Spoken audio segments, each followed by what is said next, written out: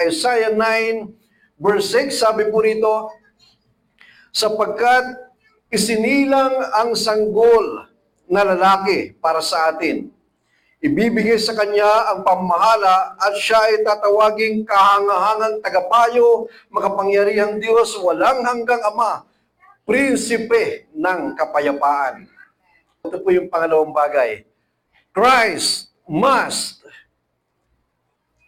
be our source of peace. Sino po rito gusto niya tahimik na buhay? Pero alam niyo po, bagaman gusto po natin ng tahimik na buhay, minsan merong mga dumarating pa rin na kaguluhan. Yes, amen.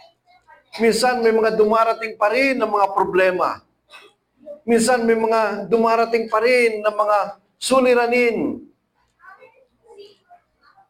Kaya nga,